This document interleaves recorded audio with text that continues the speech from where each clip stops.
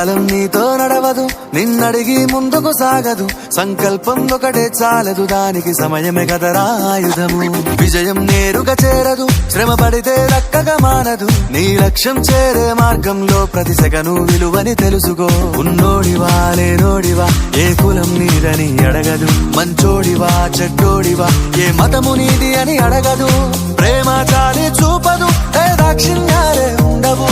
ప్రేమ చాలి చూపదు, ఏ దాక్షిణ్యాలే ఉండవు. దానికి విలువను ఇస్తే గెలుస్తావు, అది మరిచితే అక్కడే ఆగుతావు.